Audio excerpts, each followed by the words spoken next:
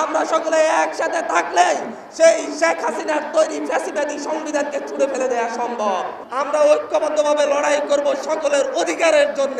নতুন বাংলাদেশে শুধুমাত্র নিজেদের অধিকার নিয়েই মিছিল করা আমাদের একমাত্র উদ্দেশ্য হতে পারে না। আমি বলতে চাচ্ছি, নতুন এই বাংলাদেশ আমি আপনি আমরা সকলে নিজেরা রক্ত দিয়ে এই নতুন বাংলাদেশ অর্জন করেছি। আমি আপনাদেরকে বলছি, আমি আপনাদের কাছে উপস্থাপন করছি, আপনারা যখন আন্দোলন করছেন তখন আপনাদের পাশের ভাই শহীদ হয়েছে, আহত হয়ে এখনো হসপিটালে আছে।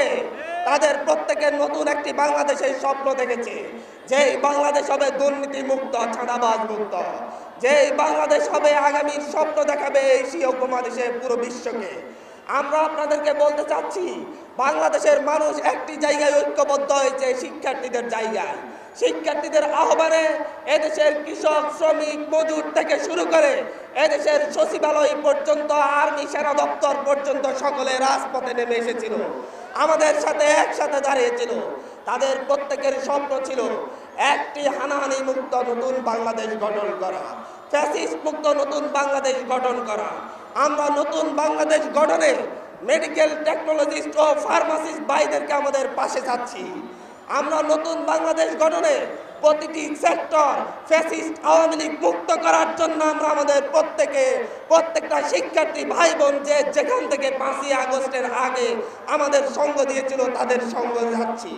আমরা সকলেই মিলে এমন একটি বাংলাদেশ তৈরি করব, এমন একটি বাংলাদেশ বিনির্মাণ করব, যেই বাংলাদেশে ভবিষ্যতে আর কেউ চাইলেই কাউকে তাদের অধিকার থেকে বঞ্চিত করতে পারবে না।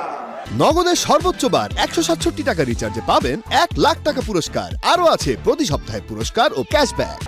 আমরা সকলে মিলে লড়াই করলেই নতুন বাংলাদেশ সম্ভব। আমরা সকলে আগের মতো ঐক্যবদ্ধ থাকলেই কোন রাজনৈতিক শক্তি কিংবা অপশক্তি আবার ফ্যাসিস্ট দালালদেরকে পুনর্বাসন করতে পারবে না। আমরা সকলে একসাথে থাকলেই চুপ্পু তার সিংহাসনে বসে থাকতে পারবে না। আমরা সকলে একসাথে থাকলেই সেই শেখ হাসিনার তৈরি ফ্যাসিবাদী সংবিধানকে ছুঁড়ে ফেলে দেওয়া সম্ভব। আমরা সবাই একসাথে থাকলেই সেই দালাল, যে সকল মেডিকেলে, যে সকল হসপিটালে দালাল আওয়ামী লীগালরা যারা আমাদের আহত ভাইদেরকে চিকিৎসা দেয় নাই, তাদেরকে হসপিটাল থেকে গার্ড ধরে বের করে দেওয়া সম্ভব। আমরা একসাথে নাই বলেই তারা এখনো ব্যাঙের ছাতার মতো গজিয়ে উঠছে, তারা এখনো সাপের মতো ছোবল মারার চেষ্টা করছে। আমরা শুধু একতার কথা বলছি, আমরা ঐক্যবদ্ধভাবে লড়াই করব সকলের অধিকারের জন্য। আমার আইএসটির মেডিকেল টেকনোলজিস্ট ভাই বোনদের অধিকারও আমার অধিকার, ম্যাথসের শিক্ষার্থীদেরও আমার অধিকার, ফার্মাসিস্টের অধিকারও আমার অধিকার, বিসিএস এর জন্য যারা আন্দোলন করছে তাদের অধিকারও আমাদের অধিকার। প্রত্যেকের যৌক্তিক অধিকারগুলোকে, দাবিগুলোকে আমরা বহন করব। এভাবে এই নতুন একটি বাংলাদেশ তৈরি হবে।